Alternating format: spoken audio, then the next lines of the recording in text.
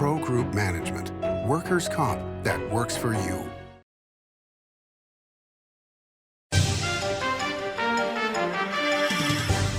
Welcome back to Nevada Newsmakers. I'm Randi Thompson, sitting in for Sam Shad. Today we're talking to Ryan Taylor about the Coalition to Preserve American Jobs.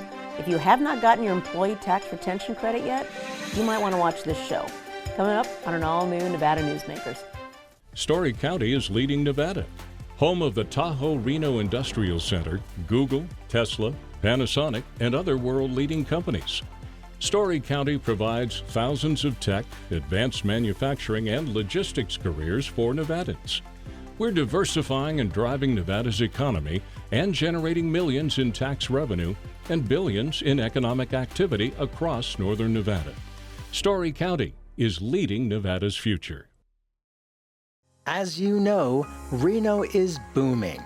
Toll's development company is helping it grow with insightful design and development, building community with every project, adding beauty, adding excitement, emphasizing our shared humanity. Reno is becoming bigger. Toll's development is helping it become better, more livable, more enjoyable. To learn more, go to tollsdevelopment.com. tollsdevelopment.com. Like a traditional handmade basket, retail is woven into the fabric of life in Nevada. From big box to mom and pop, retail supports our communities in countless ways. Jobs for the disabled, team uniforms for kids, help for the elderly, and so much more. Retail employs over 1 in 10 workers. Retail supports Nevada, and we support retail. RANNV.org. Pro Group Management specializes in providing industries with the necessary components to satisfy and exceed workers' comp requirements. Every business has unique needs and specific regulations. Pro Group Management stays ahead of the curve, providing up-to-date services to keep your industry in top form. Discover how we simplify your tasks, improve efficiency, and reduce expense to keep you moving in a positive direction. Pro Group Management. Workers' comp that works for you. This is Nevada Newsmakers. And we're back on Nevada Newsmakers. I'm Randi Thompson, sitting in for Sam Shad. And we are talking today with Ryan Taylor, who is the CEO of 440 Strategies in Washington, D.C. Good morning, Ryan, or I should say good afternoon to you. Oh, good morning to you. How are you? Thanks for having me on. Thanks. Oh, well, thank you. So tell us a little bit about 440 Strategies first. We can kind of understand who Ryan Taylor is. Yeah, well, I mean, in this capacity, I'm the official spokesman for the Coalition to Preserve American Jobs, and that is the primary purpose of my job right now is to amplify and raise awareness about this issue with the employment tax credit and how the IRS is unilaterally halting legitimate claims and putting a moratorium on new claims coming in and prioritizing some less legitimate claims instead of letting those ones languish. So I probably should have told you I was the NFIB state director in Nevada for 10 years. So defending small business, fighting for small business has been my mantra for a long time. So I'm really glad to see that there's a group out there who's trying to help these companies get the employee tax retention credit that they deserve. So tell us a little bit about the employee retention tax credit, kind of how it came about and what was its purpose during COVID. Yeah, absolutely. Actually, the ERC came about during Hurricane Katrina, right after the hurricane hit the Southeast. Congress enacted it to enable small businesses, particularly job creators, who were driving the American economy to keep their employees on the payroll, and that they have used it a couple of times over the past few decades. And of course, when the pandemic hit in 2020. They initiated this tax credit in addition to the payroll protection program. I think that gets a lot of the attention. What we're trying to do is let job creators know that this support is also out there, and to get the IRS to lift this moratorium, like I've mentioned before, that's unilaterally being imposed by the IRS, everyone's favorite federal agency, of course,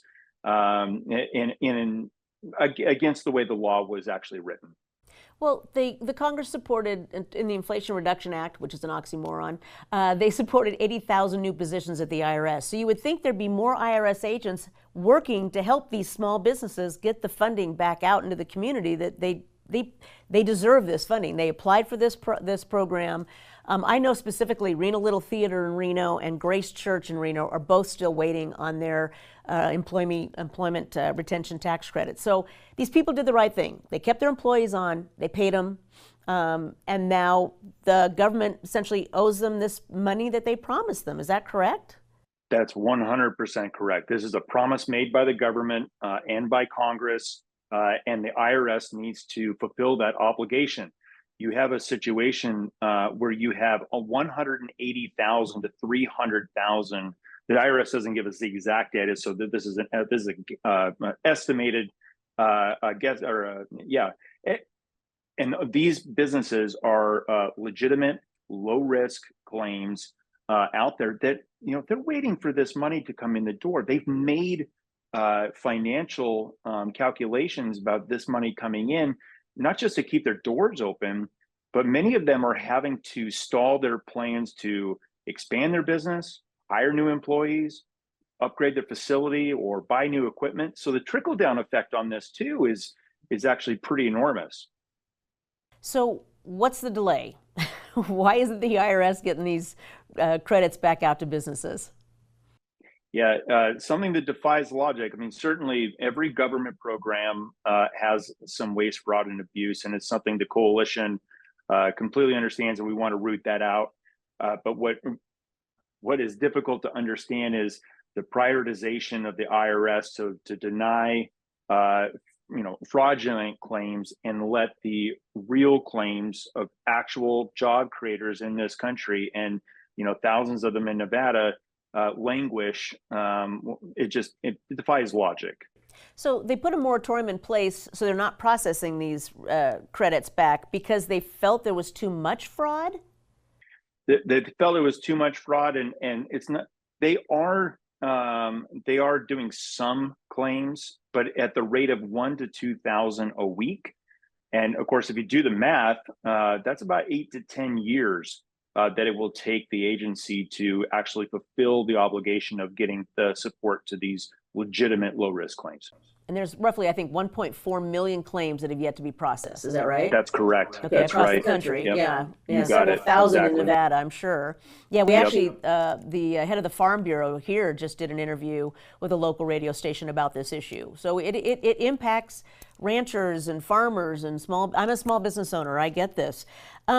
So why are they, I read a quote from the former IRS director that said something about, yeah, there might be fraud, but it's so minimal. They've already looked at the minimal impact that fraud has had, that you shouldn't be delaying the legitimate claims just because you're so worried about the fraud. And I know, Medicare fraud is big and Medicaid fraud is big. All this is big when you have big government doing programs. But this seems like a fairly streamlined system. You have to be an active employer with employees. You have to show that you've got the credit. You show that you've got the payroll. I don't understand what the challenge is here. Yeah, and neither do we. And I think that's really the purpose of what the coalition is trying to bring attention to the American people, that the IRS is sitting on its hands, that with hundreds of thousands of legitimate claims, job creators who need the money that they were promised.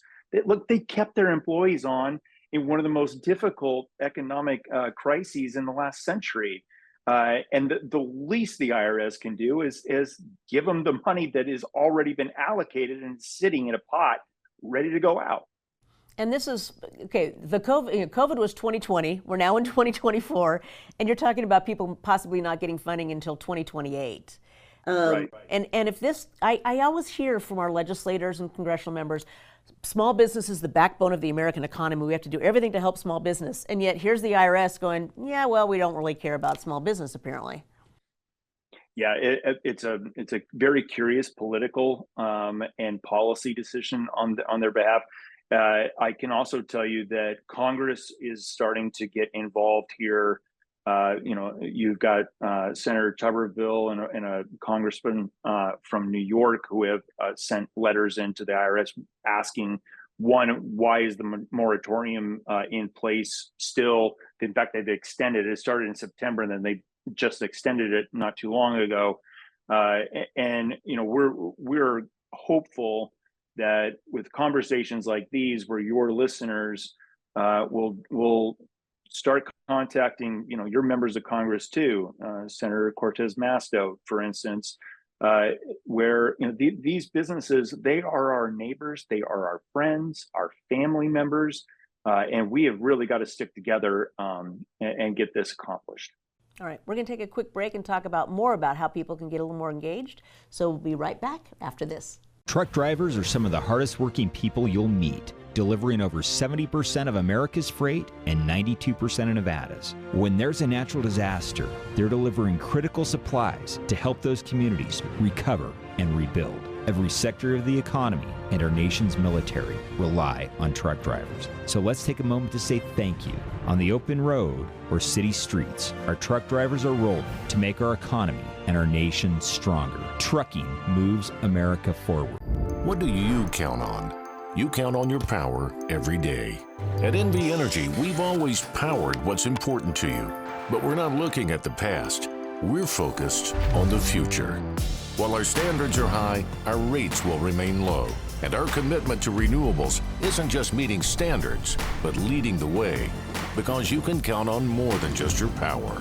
You can count on the company who brings it to you. That's our promise. You can count on it. They want us to believe we only have two options. That's just not working anymore. I've never been a follower. I'm a businessman and entrepreneur. I'm ready to forge a new path to secure our future. One that keeps Northern Nevada free, fair, and wild. A path that means freedom for all, including affordable housing. I'm Greg Kidd, and I approve this message because I'm not from either political party. I'm for Nevada. The Nevada Builders Alliance has been protecting the interests of the construction industry for over 50 years. Our programs save members thousands of dollars every year and allow them to provide much-needed benefits to their employees. Our industry also allows Nevada to grow. If you're thinking about a career in the construction industry, reach out. And if you haven't thought of a career in construction, what are you waiting for? We are the Nevada Builders Alliance. This is Nevada Newsmakers. Back on Nevada Newsmakers, I'm Randi Thompson, sitting in for Sam Shad, and I'm talking to Ryan Taylor, the CEO of 440 Strategies, and we're talking about the Employee Retention Tax Credit. So how is, a lot of businesses haven't gotten these, 1.4 million businesses haven't gotten this tax credit. How is that impacting some of them? Well, look, there's a recent survey that was conducted that found that 70% of small businesses in this country right now they're facing a cash crunch. They have 4 months or less of operating cash on hand, and that's got to be terrifying for a small business owner. And not just, we've talked about the impact of not being able to have the certainty whether to expand their business, hire new people. But a lot of these places are counting on these dollars to come back in so that they can, one, fill the cash void, fill the gap here, but really start to look forward in their business in these communities. And for many, I'm from out west as well. I know what Nevadans, where you live.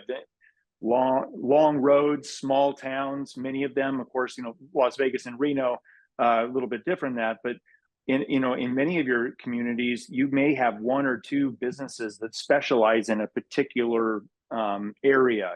And if that business goes out, you've got a situation where many of the people in that community have to drive 30, 40, maybe more miles to get the same kind of service they were getting before.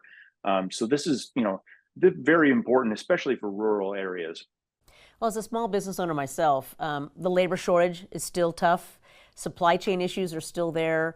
Inflation, high interest rates. There are so many things that are impacting small business, and it's just another notch in the belt of tightening, and yet it's like at some point I'm just gonna explode because I cannot afford to continue on. I mean, I know that for months we would put money into our own business. We were not making money on our own business. I don't think a lot of people understand the challenges of running a small business. But in this atmosphere right now, it's even harder when even though COVID's over, it really isn't. There's this lingering effect, and this is just one of them. Yeah, well, you hit the nail on the head right there. Thank God the pandemic is over, but the economic recovery for many of these job creators is not complete yet, and we need to make sure that they aren't left behind. Yeah. So part of the there's a low risk part of ERCs, and kind of explain what is the low risk and how the IRS should probably be handling those, I guess, a little quicker, a little better.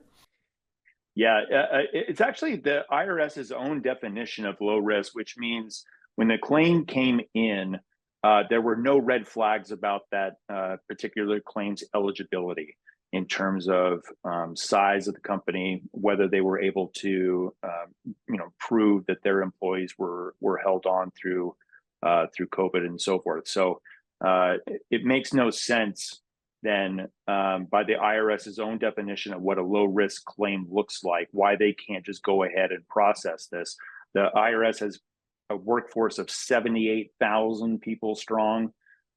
Certainly they can find some time and a little elbow grease and get these funds out to these people. So I hear even today, hey, if you kept your employees on through the recession, you can apply for this credit. So can people still apply for the employee retention credit? You can't. So the moratorium. So the IRS is not taking in new claims, but the way the law is situated, and the way the law is written, rather, is that small businesses should have until April 30 of 2025 to submit these claims, and that's a 5-year window. Something that we believe that as Coalition to Preserve America Jobs is an appropriate timeline. But the IRS has got to get off their butt and start doing the work, frankly, to get rid of the backlog and allow these new claims to come in and be processed. So some of these, I want to call them they're like little feeders, like they're feeding all this, they're telling small businesses apply here and then that goes to the IRS. Is that part of the problem? They think that some of those are going to be fraudulent? I mean, is that where most of the fraud seems to be happening? It's very possible. I can't speak to that specifically, but what I do know is that there are hundreds of thousands of very legitimate claims just sitting in limbo. Yeah. Well, I hope that, are they threatening to cut that 2025 deadline off prematurely, do you think? I mean, if they do, it would be actually against the law, as Congress had written, and it was signed into law. So if they were to take any action like that, we would forcefully disagree and get a lot of congressional allies, I think, that who would also agree with us. Okay, well, good. At least one thing is in law and it's certain. That's a good thing. That's right. Exactly. All right, we're going to take a quick break. We'll be right back after this. Save money and take transit. Did you know you can ride the bus all day for less than what it would cost you for a gallon of gas? Plan your trip now by going to rtcwashoe.com. Hit the open road on a brand new Harley or win a bundle of cash during the $250,000 Harley-Davidson giveaways at Carson Valley Inn. Thousands in weekly giveaways, plus multiple grand prize winners including cash and 7 brand new Harleys. Now at the Carson Valley Inn. Welcome to the Winnemucca Big R. Hi, I'm John Walker. Welcome to Big R Lovelock. Hi, I'm Rich Martin. Welcome to Fallon Big R. My name is Braden. Welcome to Big R Fernley. Hi, I'm Kelly. Welcome to Big R Sparks.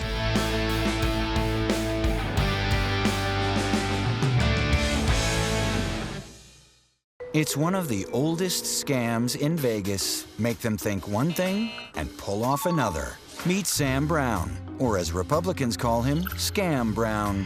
Brown created a special fundraising committee he said would be used to elect Republicans. But instead, Brown pocketed money for his own campaign. In fact, fewer than 2% went to helping other candidates.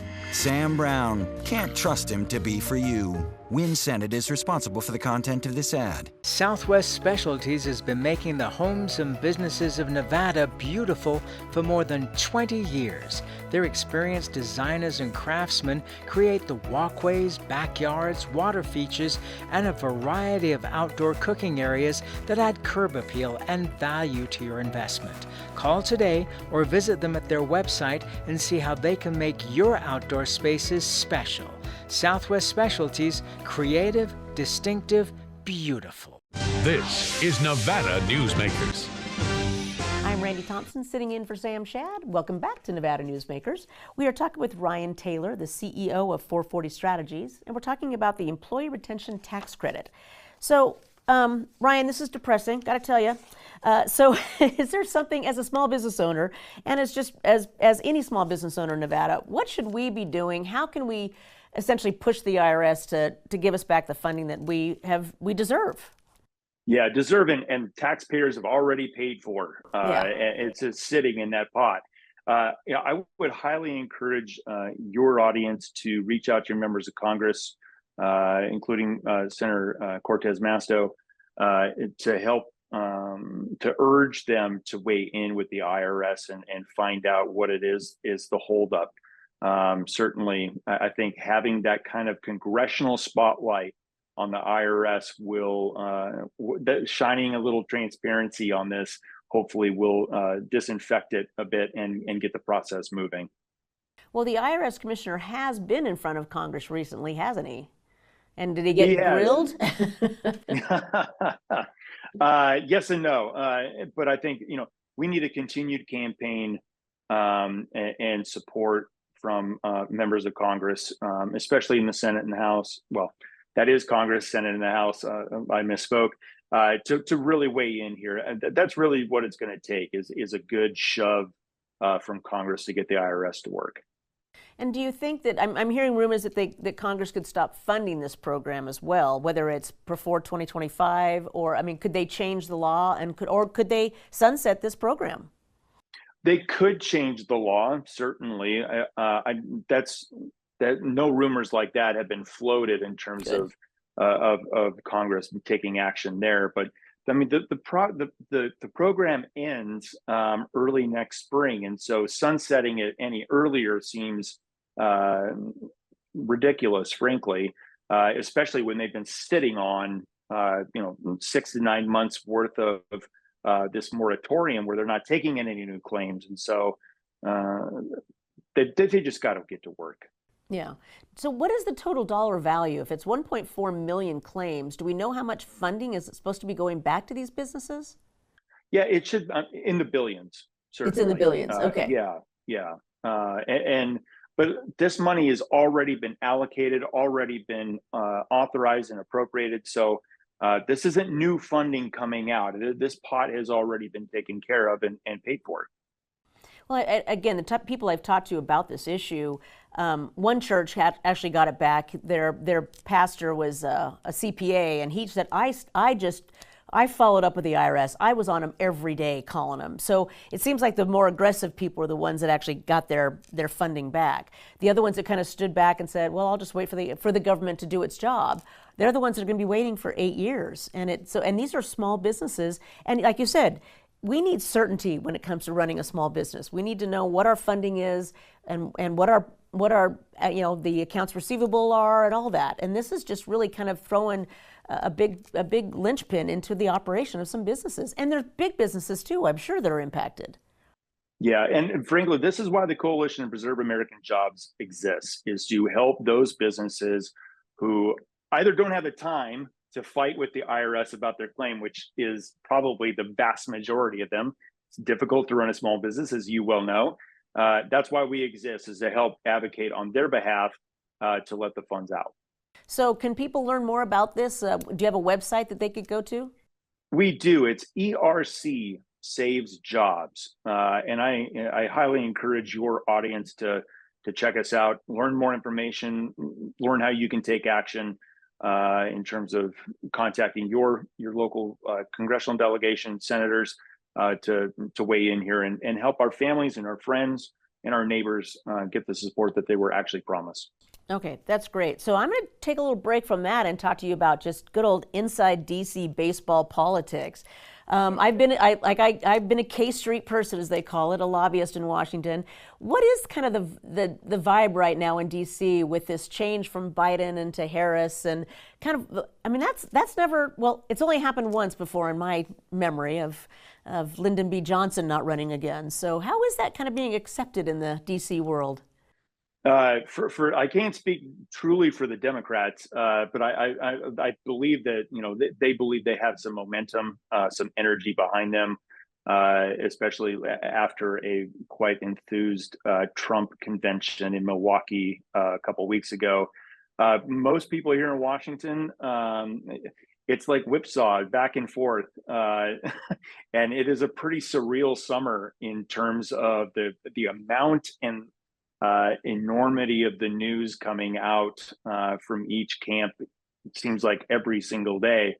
So it's going to be a very wild, we got 98 days to go, 97, something like that. It's going to be a wild 3 months. Is there any number running on if Kamala's actually going to be the candidate or somebody else is going to be the candidate? I don't know where the Las Vegas sports books are on this. Neither do I, but I would say that she seems to be cinching it up pretty quickly, and having a lot of the Democratic establishment, particularly, starting to rally behind her. Well, it'll be an interesting election year. It will be. Always is. That's right. Well, thank you, Ryan, for joining us today. We will, again, that's ERC Saves Jobs. All right. Thank you, Ryan. Appreciate it. You too. Thank you so much. You're very welcome. We'll be right back after this. Imagine a magical garden that feeds Carson City's hungry and homeless, teaches our high school students agriculture, creates hanging floral displays to beautify downtown, and yet charges nothing. It's not magic. It's the Greenhouse Project. It's real, it's growing, and it needs your help. Go online to carsоncitygreenhouse.org so together we can grow it forward. Here on 7 at 7, we're bringing you the local headlines in just 7 minutes. We've got you covered in the morning, evening, and for all breaking news in between and as it happens. Life is busy, and we don't waste your time. Join us for local news now streaming on our YouTube page. Modern boutique Ahern Hotel and Event Center sits at the heart of the Las Vegas Strip. 2 floors of meeting and event space are ideal for groups and conventions. Stay in one of 200 luxurious rooms and suites. Brand your event throughout the property. Flexible event spaces make for easy planning and personalization. Take over the entire hotel with a full buyout option.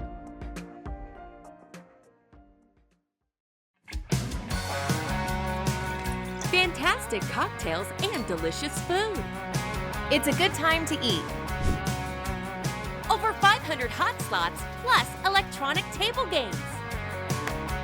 It's a good time to play. Player rewards and big-time jackpots.